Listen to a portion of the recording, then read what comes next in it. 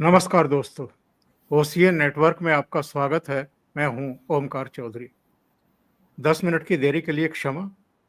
कुछ तकनीकी बाधाएं थी जिनकी वजह से थोड़ी देरी हो गई। अ, आज हम बात करेंगे वैसे तो बिहार की, क्योंकि ऐसा लगता है कि तेजस्वी यादव हों, राहुल गांधी हों, जितना भी ये बीजेपी, मोदी, आरएसएस विरोधी कैंप है, इसमें अब हताशा का लेवल बिल्कुल चरम पर पहुंच चुका है। तेजस्वी ने एक प्रेस कॉन्फ्रेंस की और उसमें एक ऐसी घोषणा कर दी जो आज तक किसी राज्य में जमीन पर उतरी नहीं और कभी किसी ने इतनी बड़ी बात कही भी नहीं।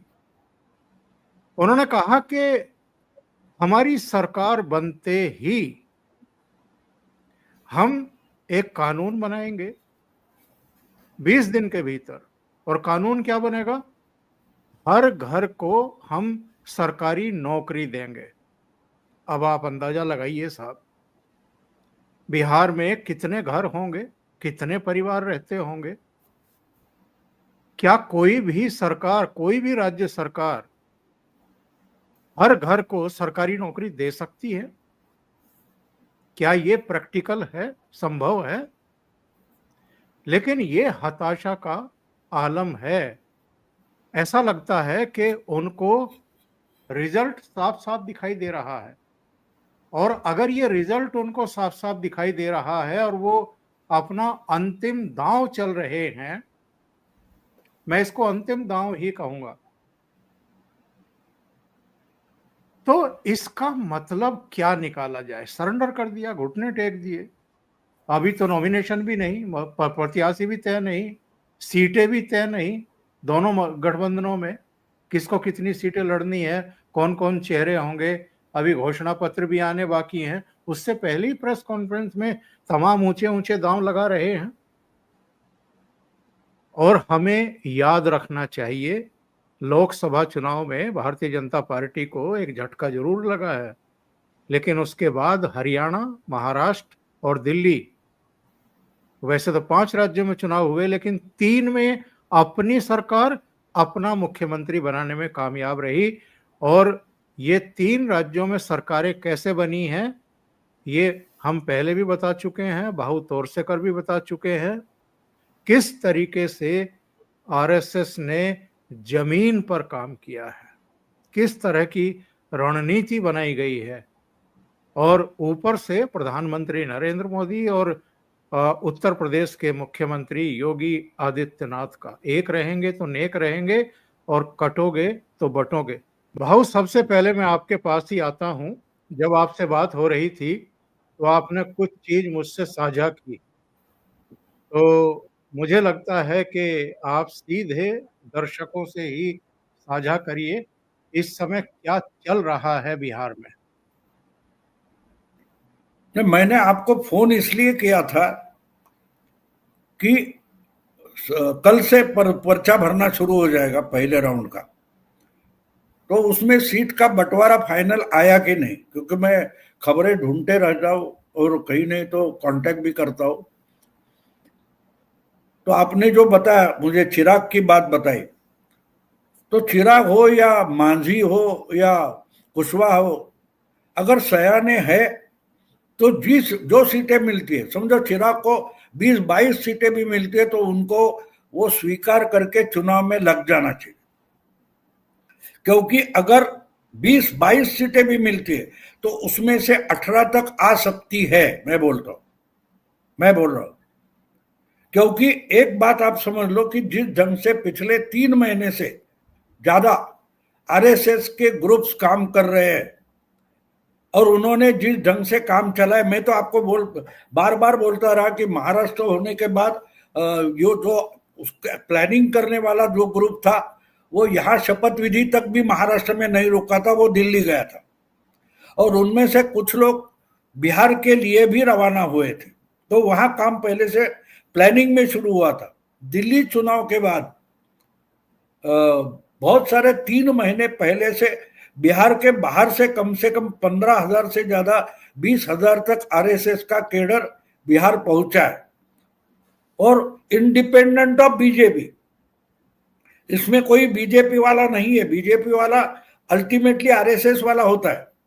लेकिन जो मैं 15,000 से ज्यादा आरएसएस का केडर बोल रहा हूं, उनको बीजेपी से कोई लेना देना नहीं है।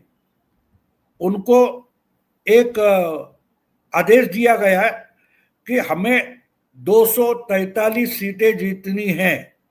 उम्मीदवार कौन सा होगा मालूम नहीं, लेकिन जो जो एनडीए का उम्मीदवार होगा उसको जिताना है। वो बीजेपी का रहे, जेडीयू का रहे या चिराग का रहे, उससे मतलब नहीं। इस ढंग से जो काम हुआ है।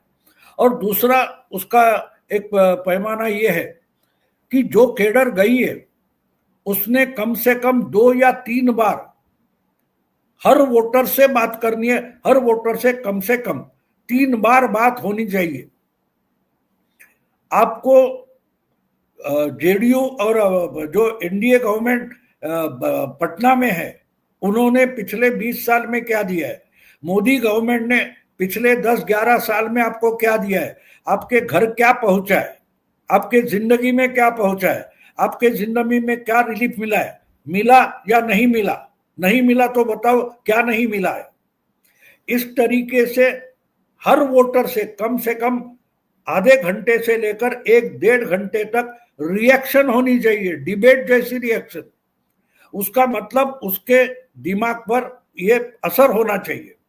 ये तो मैंने आपको पहली 2-3 बार बताया है, लेकिन आज मैं जो आपको मैंने बोला वो जो है बात, वो अजीब है। कल ही मेरी एक आरएसएस के बड़े कार्यकर्ता नेता है, उनसे बात हुई। उन्होंने जो कुछ केडर गया है वो किस ढंग से काम करता है, उसके फीडबैक के लिए जो आइडिया इस्तेमाल किए, वो तो मैं चकित हो गया। वो बोले कि तहसील लेवल पर, जिला लेवल पर जिनका कोई बड़ा नाम नहीं है, ऐसे यूट्यूबर्स को काम पे लगाया है कि हम बताएंगे कि इस गांव में जाओ, इस तहसील में, इस गांव में जाओ, तुम्हारे आसपास के 10-15 किलोमीटर में ये गांव आता है, वहां जाओ, वहां की महिलाएं, किसान काम, खेती में काम करने वाला मजदूर, किसान, कोई दुकान चलाने वाला छोटा बिजनेसमैन, उससे बात करो। हम साथ नहीं होंगे, आप ले लो उनका इंटरव्यू और वो यूट्यूब पर दिखाओ। उसका यूट्यूबर को पैसा मिलेगा, ये पैसा देने की व्यवस्था वगैरह की है, लेकिन ये फर्स्ट हैंड है।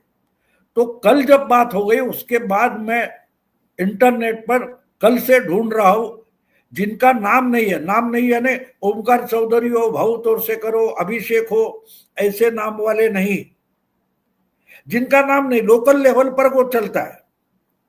ऐसे लोगों के वीडियो में ढूंढ कर 7 या 8 में देख चुका हूं। वो आम जनता से बोल रहे, बच्चियां है स्कूल की, कॉलेज की बच्चियां है, कॉलेज के बच्चे लड़के हैं, गांव की खेती में काम करने वाली महिला है जो 10,000 रुपए की सब्सिडी दे चुके हैं, ऐसी महिलाएं, उनसे बात किया है। और उनसे जो रिएक्शन आया है उससे पता चलता है कि आरएसएस का केडर कितनी नीचे तक अपनी आइडियाज लेकर परकोलेट हुआ है।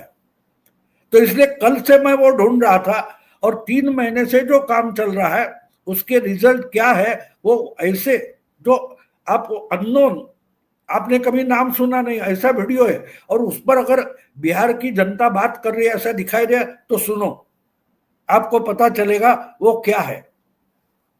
वो महिलाएं, उनको एक वाक्य, एक सेंटेंस भी ढंग से बात नहीं, लेकिन नहीं, मोदी रहना चाहिए, मोदी ने राशन दिया है, ये जो बात करते उनको एक सेंटेंस पूरा बोलने नहीं आता।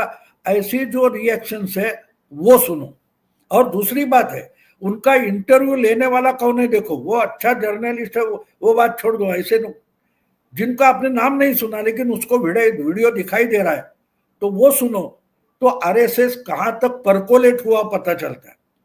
तो उनका आरएसएस का टारगेट 243 सीटें जीतने का है, और ऐसा टारगेट होता है तब महाराष्ट्र में क्या हुआ आपने देखा है। इसलिए मैं कह रहा हूं कि एनडीए के साथ रहकर अगर चिराग 20-25 सीटें भी लेते हैं तो अच्छा है, उसमें से 20 एमएलए निकल कर आएंगे, आपकी पॉलिटिकल ताकत बढ़ जाती है। तो ये समझना जरूरी है। बीजेपी अलग से काम कर रही है, एनडीए अलग से काम कर रही है, लेकिन आरएसएस ने जो काम किया है वो मैं आपको समझा रहा हूं, और उसका परिणाम हमने महाराष्ट्र और हरियाणा में देखा है, दिल्ली में देखा है। दिल्ली में भी देखा है, दिल्ली में देखा है, यस। तो इसलिए मैं मानता हूं कि आज एनडीए में जो पार्टियां दल है उनके हिसाब में अगर चिराग जैसे 25 सीटें आ रही है, मांझी को 6 सीटें मिल रही है, तो वो लेनी चाहिए, क्योंकि उस 6 में से शायद 5 सीटें आ जाएगी, 6 की 6 आ जाएगी। ये इतना परकोलेशन हुआ है, जैसा मैंने आपको उस वक्त बताया था कि बटोगे तो कटोगे, गांव गांव तक, बाड़ी बस्ती तक पहुंच गया था। तो इसलिए मैं मानता हूं कि अगर चिराग को थोड़ा दिमाग है, बुद्धि है, तो ये पुराने तरीके से बीजेपी को रोकने की कोशिश ना करे, ना कुछ ज्यादा मिलेगा ऐसे भ्रम में ना रहे, अगर नहीं तो उसके सिवा जाएंगे, क्योंकि काम पहले से शुरू हो चुका है, जमीन बनी हुई है, मेहनत हुई है, बस एक 28-30 दिन में बोना है और काटना है। ये मुंबई को क्यों चुना है प्रधानमंत्री नरेंद्र मोदी ने ग्लोबल फिनटेक के लिए? थोड़ा सा इस पर जरा रोशनी डालिए। देखो, मोदी जी जिस ढंग की इंटरनेशनल पॉलिटिक्स खेल रहे हैं, एक बात पहले आपको समझा दो, हमारी सास तो प्रिंसिपल थी स्कूल में, यानी 35 साल से ज्यादा टीचर्स का काम किया है, लेकिन उनका जो जमाना होता है ना, अब उनकी बेटियां शादी होकर उनके पोते वगैरह आ गए। अब देखिए एक बात हो गई कि ये बच्चे तो कंप्यूटर के जमाने के, और उनके जमाने की बात अलग थी। तो एक दिन मैं उनके साथ घर में बैठा था हमारे ससुराल में, तो ये बच्चे, हमारी बेटी, उसका मौसेरा भाई, एक दूसरे से बोल रहे थे, और बाद में वो कहीं निकल गए।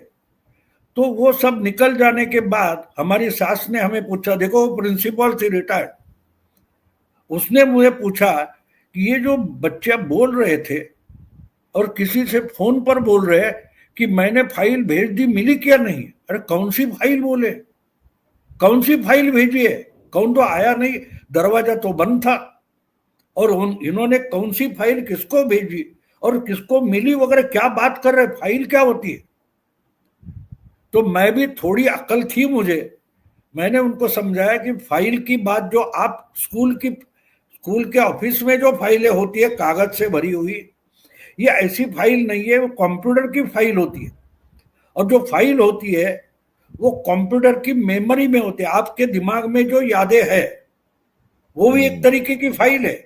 वैसे यहाँ मेमोरी में रहती है, एक क्लिक किया तो वो खुलती है, बाद में वो क्लोज करो दूसरी फाइल, वो तो स्क्रीन एक ही होता है, उसमें अलग अलग, जैसे पिक्चर हम देखते हैं कि आज एक पिक्चर लगी है, कल दूसरे, पर्दा तो वही है, बिल्कुल वैसा होता है। वैसे फाइल होती है और वो इलेक्ट्रॉनिकली भेजी जाती है, इसका मतलब कहीं दूसरा एक बड़ा कंप्यूटर है सर्विस देने वाला, वहां जाकर पढ़ती है। अगर वो कंप्यूटर उससे कनेक्ट होकर अपने स्क्रीन पर देख सकता है, इसलिए फाइल भेजी तो गई कहाँ नहीं, सर्वर पर गई है, जिसको एक कंप्यूटर है उसको सर्वर बोलते।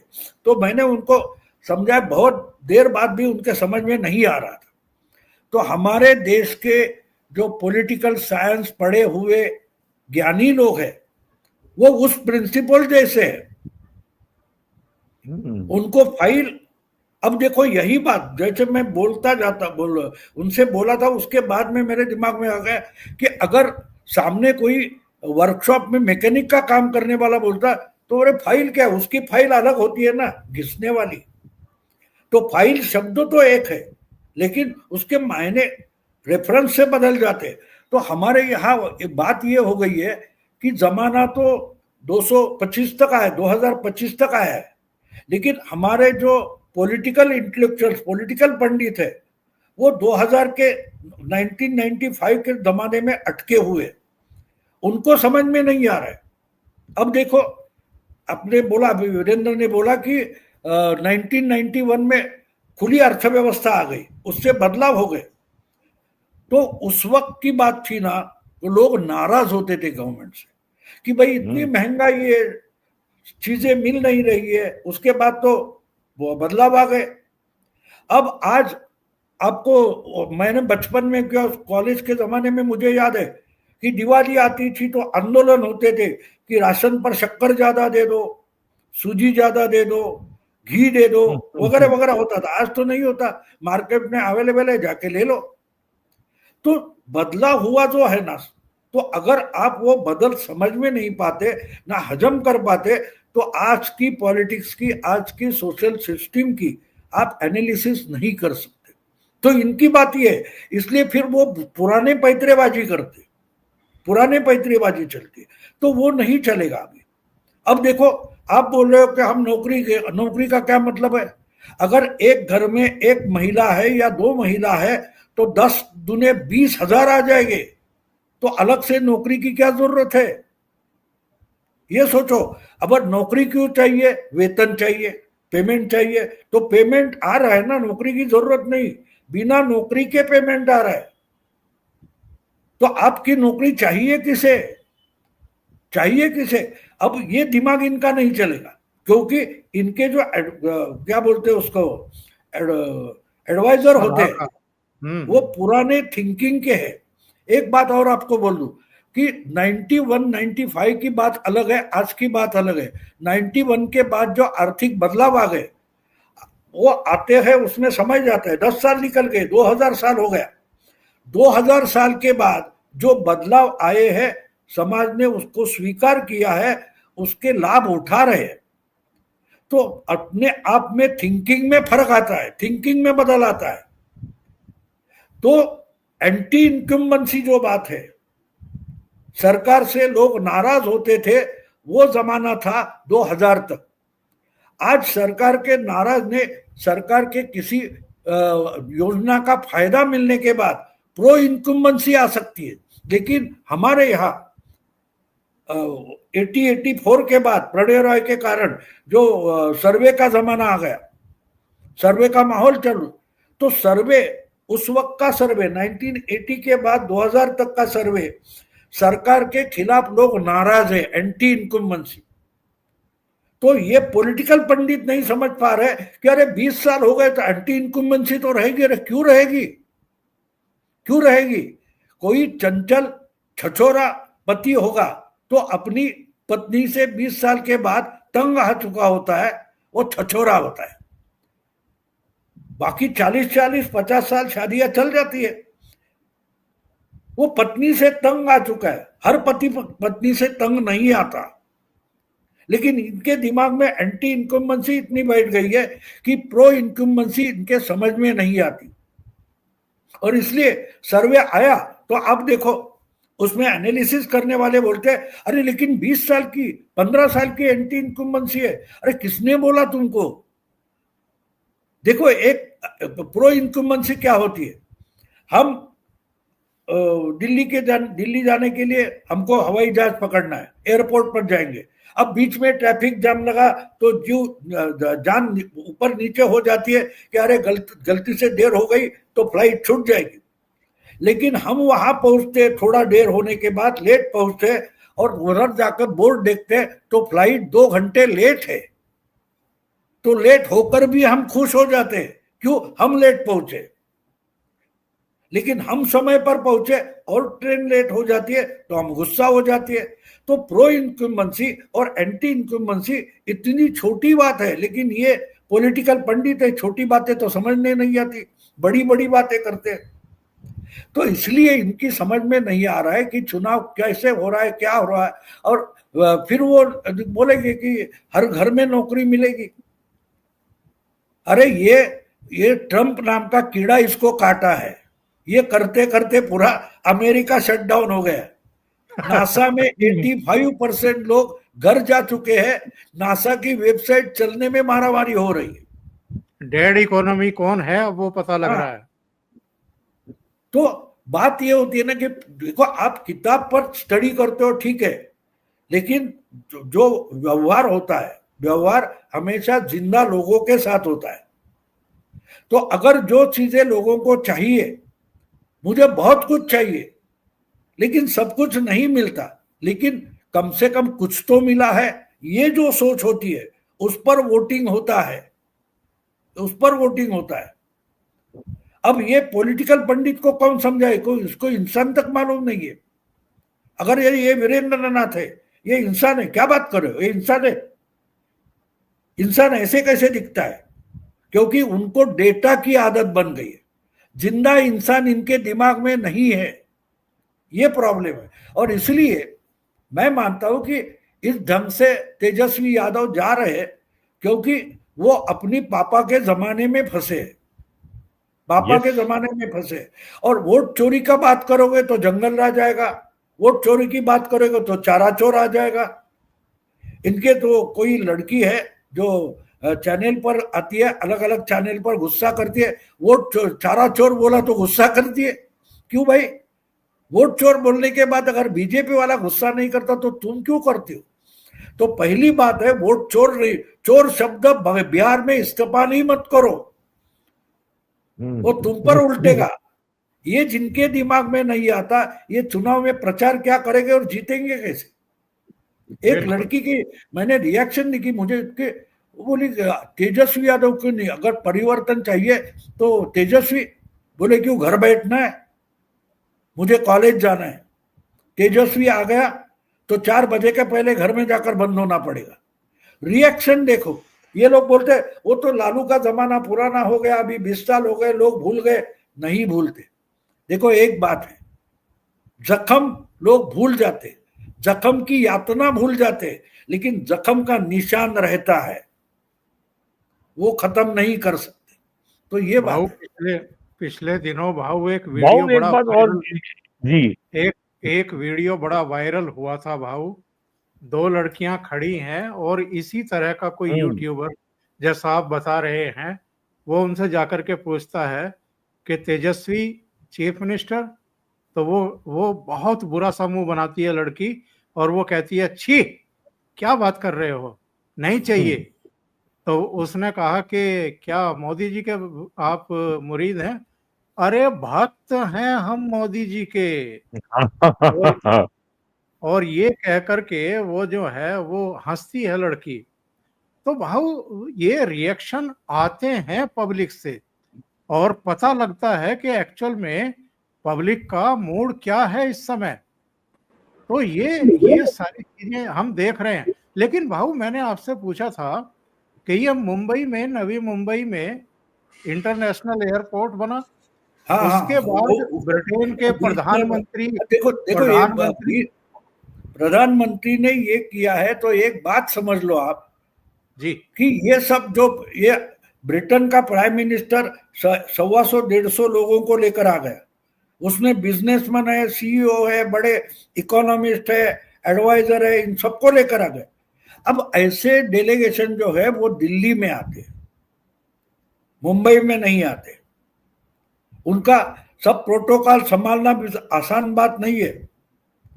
अब इनको रुकवाया कहाँ है? ताज होटल में, जहां 26/11 का हमला हुआ था। ये इतना बारीकी से प्लानिंग होता है। और दूसरी बात यह है कि अगर इंटरनेशनल पॉलिटिक्स में हमको विश्वगुरु बनना है और बड़ी ताकत वाला देश बनना है, तो वीटो गया भाड़ में, हम दूसरा यूनो बना सकते हैं, ये तैयारी चल रही है। अब ये बड़ा डेलीगेशन आ गया, ये यहां से वहां जाएगा, घूमेगा, मुंबई का कोस्टल रोड देखेगा, मुंबई की मेट्रो, 6 मेट्रो चल चुकी है, शुरू हो गई है। और कल ही मोदी ने कप परेड, यानी जहां मुंबई खत्म हो जाती है साउथ में, वहां से लेकर आरे तक बड़ी लंबी अंडरग्राउंड मेट्रो शुरू कर दी। ये सबसे बड़ा इतना एयरपोर्ट बनाया है, उसकी मुंबई को इतनी जरूरत नहीं थी, लेकिन ये बनाया है, दिखाना है, क्योंकि आगे चलकर जो नई यूनो बनेगी उसका हेडक्वार्टर्स मुंबई में बनाएंगे, ये मेरे दिमाग में आ चुकी बात है। और जब मैं बोलता हूं तो जब सीरियस होता हूं तब बोलता हूं। मुझे लगता है कि ये सब प्लानिंग उसकी है और इसीलिए प्रोटोकॉल तोड़कर उनको मुंबई में लाया गया। अच्छा, ये अगर आने वाले हैं उनका डेलीगेशन, तो ये तो पहले से प्लान था, तो इनको मुंबई में क्यों बुलाया ये सोचो। मुंबई में बुलाने का कारण है, देखो ये तुमने ये साइट तो देखी है, और एक नहीं, जिसको नवी मुंबई बोलते हैं उसके एयरपोर्ट के बाजू तीसरी मुंबई बन रही है और वढ़वन पालघर में चौथी मुंबई बनाएंगे। इसका मतलब ये न्यूयॉर्क बनाने की तैयारियां शुरू हो गई है। और न्यूयॉर्क अमेरिका की आर्थिक राजधानी है, मुंबई भी भारत की आर्थिक राजधानी है। तो ये तैयारियां अगले 25-30 साल की हो रही है, ये आप समझ लो। उनको साइट दिखा रहे। और इसके लिए आपको रेफरेंस की और एक बात दिला दूं, आज से 12 साल पहले जब मोदी जी लोकसभा के चुनाव में उतरे थे, तब गुजरात के मुख्यमंत्री थे और पूरे यूरोपियन यूनियन का एक डेलीगेशन, उस वक्त अहमदाबाद इंटरनेशनल एयरपोर्ट नहीं था, मुंबई आए थे और मुंबई से बाय रोड अहमदाबाद पहुंचे थे मोदी से मिलने, क्योंकि इन्हीं लोगों ने मोदी का वीसा कैंसिल किया था गुजरात दंगे के बाद। तो जब मोदी रेस में उतर गए और 2-3 महीने बचे थे, तो इन्होंने टाल लिया था कि ये होने वाला है, उसके पैर तो पहले छूने चाहिए। तो ये मुंबई आए और मुंबई से अहमदाबाद बाय रोड गए थे। और ब्रिटेन उसी अमेरिका का, अब यूरोप का एक हिस्सा है, वीटो पावर है।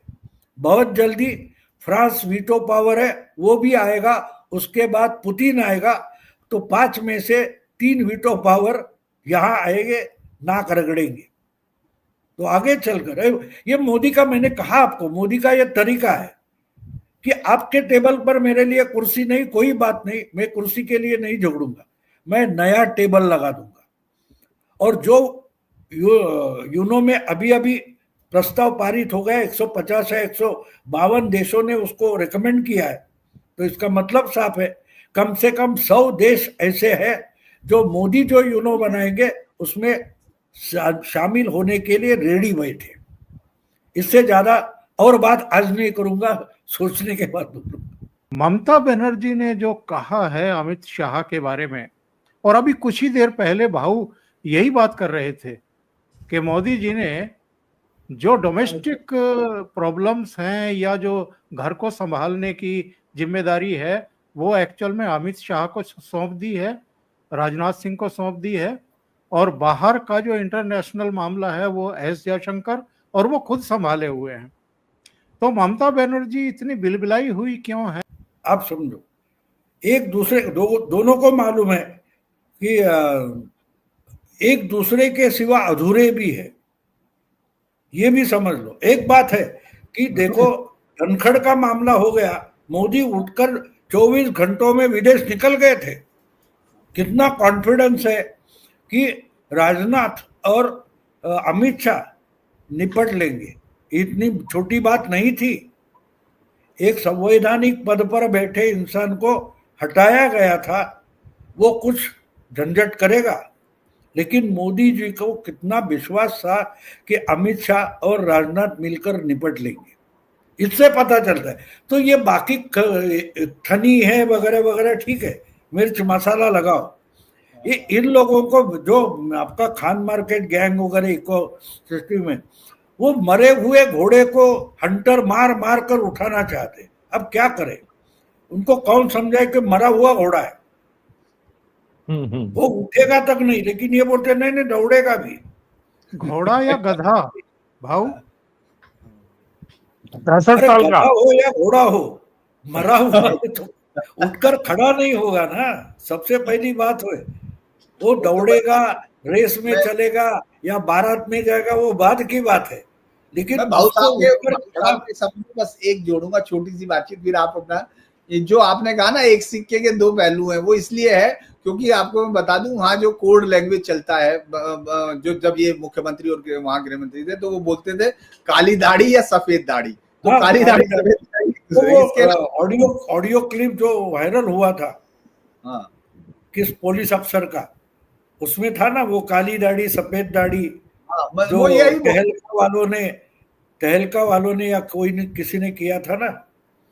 तो ये चलता है। देखो इनके पास खबर नहीं होती तो ये ऐसे कहां से कुछ भी निकाल कर उसको तड़का दे देते कि देखो अभी अभी खबर आई है, तो शुरू हो जाता है। तो अभी इसमें ठनी उसमें ठनी। देखो एक बात है, मतगणना तक ये सब खबरें आती जाती है, और मैं हमेशा बोलता हूँ कि मोदी जी मानते हैं कि मुझे चुनाव की मतगणना के बाद जीतना है, उसके पहले जिसको जीतना है जीतो भाई। हमारे यहाँ 71 में जब पहली बार शिवसेना चुनाव लड़ रही थी लोकसभा का, तो मनोहर जोशी चुनाव में पहली बार उतरे थे लोकसभा के, और उनके खिलाफ इंदिरा गांधी के कांग्रेस के कैंडिडेट थे प्रोफेसर आर.डी. भंडारे। तो नया नया जो उत्साह ज्यादा होता है ना, तो 3 या 4 दिन पहले मनोहर जोशी का एक पोस्टर लगा कि मनोहर जोशी चुनकर आ गए, बड़े फॉन्ट में था, मनोहर जोशी निवडून आले, और नीचे छोटे अक्षरों में लिखा था ये बातें मतगणना के दिन सुननी है, पढ़नी है तो शिवसेना को वोट दो। लेकिन वो छोटा था, नजर में क्या आता था, मनोहर जोशी चुनकर आ गए। तो आर.डी. भंडारे ने लास्ट 3 दिन यही प्रचार किया था कि भाई वो तो चुनकर आए, उनको आपके वोट की जरूरत नहीं है, मैं अभी चुनकर नहीं आया हूं, तो जो उनको वोट देना चाहते वो भी मुझे दे दे, नहीं तो आपका वोट तो फालतू जाएगा। तो ये सब लोग जो, और असलियत में क्या बात है, बेचारी कांग्रेस पार्टी चुनाव में है कहा। चुनाव तो ये आपकी इकोसिस्टम लड़ रही है, कांग्रेस क्या बोलते हैं उसको, लुटियंस गैंग लड़ रही है। कांग्रेस चुनाव में कहा है, कांग्रेस चुनाव में कहा है। इनकी हालत बिल्कुल पाकिस्तानी क्रिकेट फैंस जो है ना, इनके जैसी हो गई। आखिरी 3 ओवर 2 ओवर तक लड़ते रहते और बाद में बोलते अरे यार क्या हो गया। ये सब कांग्रेस के समर्थक लोग है ना, उनकी वही फिर हमारे वानखेड़े आ जाते हैं कि कांग्रेस ने स्लीपर सेल है। शायद मुझे लगता है कि मोदी जी ने और कौन अश्विनी वैष्णव, उन्होंने वंदे भारत बनाने के बाद जो पुराने गाड़ी के स्लीपर डिब्बे थे वो वानखेड़े के पास भेज दिए, वो कांग्रेस को जोड़ते